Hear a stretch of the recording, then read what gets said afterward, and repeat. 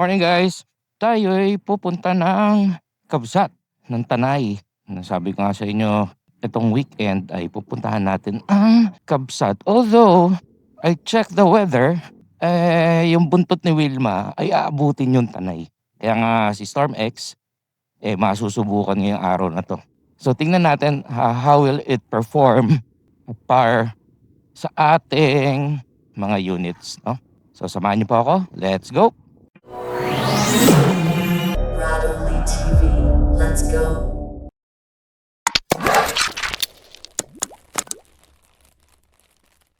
So good morning again mga brad. Although di kagandahan nyo na sa weather forecast, actually maaga pa, kanina pa ako gising eh. Nagdadalawang isip ako kung susugurin ko ba ang Tanay or tayo ay magsa San Mateo sa Timberland Heights. Mukhang okay naman, kaya tinuloy ko na. No? So this is just a quick breakfast. Di pala, coffee ride lang. No? So we're going to Kabsat. So susubukan natin yung performance ni Storm X naman pag kung ikaw ay naglo-long ride naman pag weekend tulad ko. No? So long ride, sabi nga kanya-kanyang batayan yan sa long ride eh. No? Kasi like for example ako, ang 80 to 100 kilometers ko sa isang go ay isang long ride yan. Di ba? Pero sa iba, like for example sa mga Lala Move rider, sa mga angkas, ang 100 hindi yan long ride. Ordinary lang yan sa kanila, no? So yun lang yung akin, no? So kung saan ba kaya ng katawan mo. So ako doon lang dahil hindi naman ako bata, no? Kaya yun yung range ko pagdating sa sinasabi kong long ride, one way na biyahe. So ako with both Rooster and Phoenix is around 0.5 to 0.6. Normally 0.6 yan sa aking AH per kilometer. Kasi sa pababa, medyo hataw-hataw na yan pauwi. Ang gauge ko lagi dito, yung paakyat. Kasi syempre, ito yung talagang bugbog yung dahil puro arangkada to eh. Puro ahon. Yung total elevation nito sa mga gusto ko magtanong, according sa relief data, sa same spot Kabsat, it's 750 plus. 756. Kaya so talagang mataas to, mahaba ang ahon, no? Ayun. So ako normally naman ang takbuhan ko dito is 40, 50, 60 ganon, depende. Pero normally 50, 60 yan.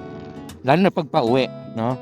Pag sabi mong average, ang average mix na yon, kasama na yung mga hinto, kasama na yung traffic, kasama na po yun. So i-average na yan. Kaya nga pag sa city ako, ang average ko lang doon nasa 20-30 ganun kilometers per hour. Hindi siya tulad nito na nasa 40-50 ganun, hindi.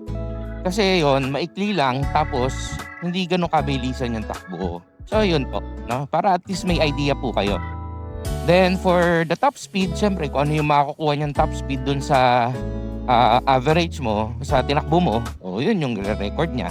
Ayun. So makikita rin dun lahat. Kaya nga, sabi ko pag mga ganitong mga kumukuha kayo ng data, kuha kayo ng mga app talaga na makakatulong sa inyo, no? Ito kasi Bluetooth naman to, via GPS naman. So yun po yung basis ng speed nito, hindi siya analog. So dito rin natin makikita yung performance niya on highways and mga corners. Kasi dahil nga twisties ang Marilaki, so dito natin masusubukan yung kanyang handling performance, braking performance. So dito lahat masusubukan mo dito eh. Kasi nga, ito yung mga typical na kailangan mo yung mga ganitong mga performances. Like for example, sa braking, kailangan mo ng braking dito. Kasi safest way to do a curve, mabagal ka bago mag-curve, tapos accelerate ka pag labas mo para at least meron kang traction, no? Hindi yung all the way na may mereno ka kasi nawawalan ka ng traction. Ngayon, speaking of traction, syempre pag sabi mong traction, yung gulong. So ito naman ay naka-dual sport, no? Ako kasi sanay ako sa talagang road or street tire, no? Sa ating rooster naka Pirelli Diablo Rosso SC tayo doon. Kay Phoenix naman naka Maxxis Victra S98 tayo naman. Parehong capable for truck po 'yon, no? Yung ating mga gulong. Dito rin masusubukan ng kanyang regen or yung kanyang engine braking tulad niyan. Actually, nagre-regen siya, Nagsa-station ng 48 nung kanina yun. Yung pinarenuhan ko na. So, gumagana. Hindi lang ganong kataas. Kasi si Phoenix, pag nag-regen yan, parang motor yan. Talagang mararamdaman mo na nagbe-minor siya. Ramdam mo na nag-engine brake siya. So, hindi ka masyadong preno sa likod. Okay, so dito rin natin masusubukan ang difference ng lithium ion and lithium iron phosphate. Kasi first time kong gumamit ng lithium iron phosphate, no? Pero sa lithium ion, normally nasa 30 to 35 AH ako dyan. Kung bakit ko laging yun yung baseline ko, kasi ang una kong battery ay 70 to 70. Yan. And laging yun ang range ko. Basta pagdating ko sa kabsat, kailangan at least may 50% ako. So, yun po yung laging tina-target. So, recently, pakita ko na lang siguro yung huli kong akyat o kung anong data ko nun. So, para at least may idea kayo. Yung one way, no? So, ganun din gagawin natin ngayon. Diretso na, hindi tayo titigil ka sa buso-buso. Basta dire-diretso lang. Masusubukan natin tong battery ng Storm X. So, late na ako nakaalis, no? Kasi nga, nag-alangan ako ng alis because of the weather. And one more thing, hindi ko lang alam kung ano meron kahapon, Ang tindi. Ang tindi ng traffic kagabi. Kasi ako pumunta sa EB ng E-Bikers Philippines headed by Sir Chums and Madam Chelly sa Makati yan, no? So ako, sa mga ating viewers, ako po ini-invite ko kayo on behalf of Sir Chungs and EBP na sali rin po kayo sa E-Bikers Philippines. And marami kayong matututunan doon kasi doon dinidiscuss ang mga updates on electric vehicles, no? They have contacts with EVAP. So kaya na-update po ang community through them, no? Kaya I invite you guys doon. And not only EV industry updates, but also, they're also talking about safety. So, yun. So, again, I'm encouraging you to join. And para, alam mo, dito nga sa ating industriya, maganda talaga kung sama-sama, no? One voice tayo. One voice. So, yun naman po yun. So, para sa ating pinaglalaban and kung ikaw ay naniniwala sa kagandahan ng Evida Law o ng batas, not only the Evida Law, pero yung mindset mo na electrification is the future o yung electric vehicles ang talagang the future of green mobility or alternative solution to mobility. Yan. Kasi dati talagang pag sinabi mong mobility, yan, tulad yan, bike. Diba? Ito naman nag-start yan Bike, tapos nilagyan ng makina, naging motor. Then, doon na nag-evolve, diba? Siyempre, ibang usapan pa yung sa kotse, diba? But, pag pinag-usapan ng basic, doon naman nagsimula lahat yan. Sa pedal power, diba? Kaya ako ginagawa ang Marilaki Ride every weekend. Ano naman, di naman lagi, no? Talagang pag maganda yung panahon. Kasi recently, di ba, nung sunod-sunod yung bagyo, hindi naman ako nakakaakyat. Although yung last time ko, inabot ako ng ulan. Ang tindi. Ang tindi ng ulan. So yun, kasi this is why I promote Tanay, no? Kasi sa mga taga-east, or central kasi pwede sila mamili pwede sa south, pwede rito, no? So may Tagaytay ka, meron kang eto Marilaki, no? Kasi sabi ko nga dito, hindi mo na kailangan pumunta ng Tagaytay kung ikaw ay taga-east Although dito sa East, maraming maraming options kasi may San Mateo ka, meron kang eto nga, Tanay. So dito kasi sa Tanay medyo mas maayos yung mga kalsada, mas maayos yung maraming pagpipilian pagdating sa kainan. Kaya ideal talaga ang Tanay puntahan. Although, masakit man tanggapin, aray. Ayan, tulad ng mga yan. Diba? Huwag nyo sana gawing racetrack ang Marilaki. Marami rin kasi makukulit nananahimik yung mga umaakyat ginagawa nyong racetrack diba? Kung gusto nyo ng karera, sa track kayo pumunta. Okay? Nandiyan ang Carmona and hopefully matapos na yung sa saan ba yun? Sa Angono. Diba? May ginagawa racetrack sa Angono. Yun, doon kayo makipagwalwalan. Doon kayo mag-ubos ng tapang. Kasi doon, talagang kung kaya na ang loob mo na tumakbo na more than 140, 150 sa straight, sabay peprenuhan mo at babangkingan mo, yan, doon mo gawin. Di ba? Pero hindi dito. Kasi, number one, marami kang kasama. Di ba? Kaya ako ay promote track day din Kahit nung nagko-coach pa kami, alam mo, totoo lang, nung nagta-track day ako, before ako mag-track day, aminado ko. Rin ako, reckless driver din ako nun. Pero nung nasa track day na ako, at doon ko talagang na-experience yung potential ng aking sasakyan, maninibago yung pananaw mo sa public road. Totoo. Although syempre kabataan pa nung time na yun.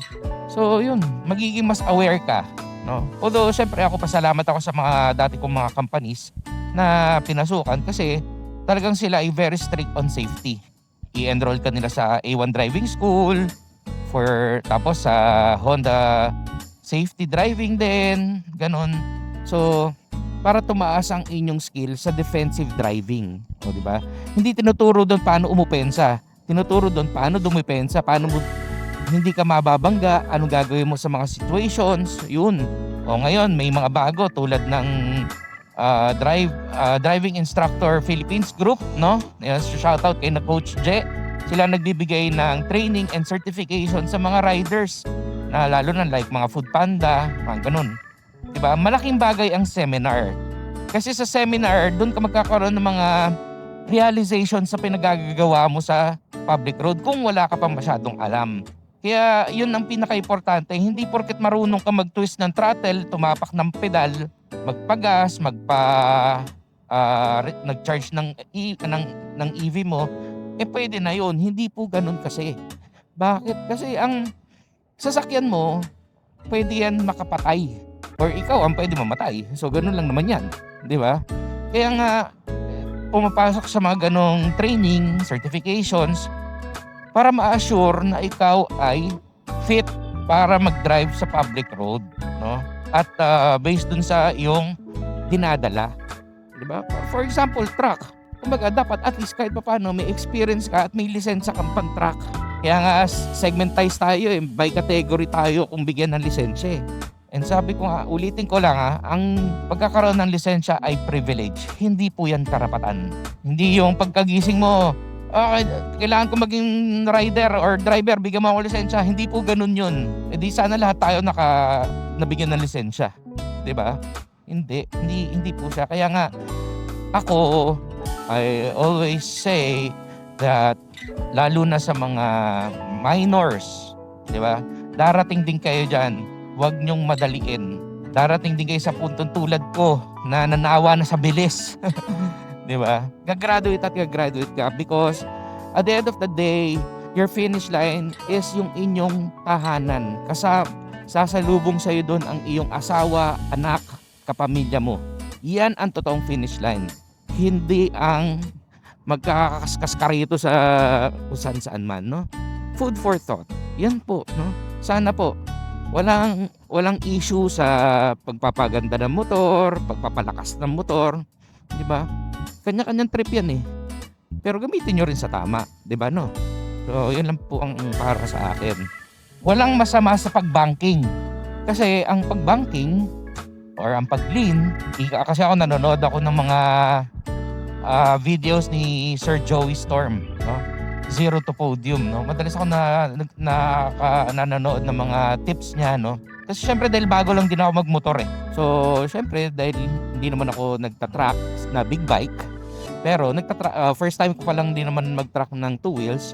So syempre kukuha ka na idea. So doon and kung papakinggan mo siya, panoorin niyo po siya, bakit mo kailangan mag-lean? It's because of dun sa phenomenon na tinatawag na gyro. Hindi mo mailiko yung manibela mo pag mabilis. Kailangan mo siya i-lean, di ba? Kung saan mo siya ituturo. Pero nasa tamang proseso, tamang bilis, di ba? Yun. Dito naman di ka naman papatakbo ng 120 sa likuan. Maraming gumagawa niyan. Tayo na normal, na talagang pinupunta ng Tanay para mag-relax. Stress-free ride. Ang takbo naman dito, ang max nga dito is 50, inakyat to 50 eh. Ow! May mga parte lang talaga lubak eh. So inakyatan ng 50. Dati nga 30 lang gusto rito eh. Which is sobrang bagal. Mahirap naman sobrang bagal kasi ang problema naman, hirap din yung makina mo nun. Paakyat. Kulang na kulang sa puro ka accelerator nun. Yung low gear pala, sorry. Very important yung mga ganong mga bagay. Again, hindi ako magaling na rider o driver. Matagal lang akong driver. Pero sa akin lang, talagang kailangan nasa proper distance, proper speed. Hindi ka naman, like for example, hindi ka naman pwede mag-overtake na mabagal. Di ba? Although sa Isabela, marami akong nakikitang ganyan eh. O-overtake na truck. Kasi doon maraming truck ng bigas eh. Yung o-overtake mabagal din eh. Di yung dalawang lane, bang tawag dito? Naklag. Kaya dati mga panahon ng mga early 2015, 2013, 2010, mga ganun. Pag Region 2 na usapan, talaga naman. It's either napakaaga mong kailangan umakyat, huwag kang aabutin ng truck. Kasi sabi ko sa'yo, ubos ang oras. Anyway, so punta tayo ngayon kay Storm X. So ngayon, ito yung maganda kay Storm X dahil kahit sabi mong ADV siya, maganda siya i-handle. So sa performance ng kanyang handling, kahit na ADV siya, kahit ADV siya na mataas ang mataas ang ground clearance, na yung suspension, masasabi ko, ito ay very agile, ang ganda ng handling, di ba? So yun po yung ating napansin sa kanya, no? Akala ko dahil mataas, medyo mahirap siya i-lean, no? Pero hindi eh. Actually, maganda siya i-lean. Kaya nga sabi ko nga kay Sir Edwin sa next na track day, baka gusto niya sumama. Yeah. Kasi maganda potential nitong ADV. Itong Storm X. Because nga ganda ng kanyang handling, ganda ng kanyang preno, di ba? So actually pwede siya. Pwede siyang dalhin sa track. Okay, so going sa ahon. In terms of ahon, very talaga siya, no? Very powerful sa pag-ahon. Siyempre 4 kilowatt to eh. 'Di ba? So hindi siya hirap. So ito tulad nitong takbuhan ko. Takbuhan ko is nasa 58, no? So within the range ng speed natin. Okay. So yun. Kaya masasabi ko na kung potential lang na as a weekend rider, akit kayo sa mga ganitong lugar, ay pwede. Ang kagandahan sa kanya, isa pa, yung suspension tulad nito itong part na to, kahit sabihin nyo yan, makita nyo yung semento, diretso, di ba? Pero matalbog to, tong kalsadan to. Matindi yung mga engineer na gumawa nito. Di ba? So, syempre, yun naman ang mga imperfections ng kalsada eh. Di ba? Mukha lang siyang patag pero grabe, matalbog. Kaya, ang ganda rin ng suspension nito ni kasi pag kunyari masyado matigas yung suspension mo dito, sakit sa katawan, sobra. Dito naman, hindi masyado, no? Siyempre, yung mga ganun malalaki, ay talaga naman mararamdaman mo yun. Pero yung mga ganito maliliit, wala. Hindi mo mararamdaman yan. Diba? Yung kagandahan dito sa suspension ni Storm X. Diba?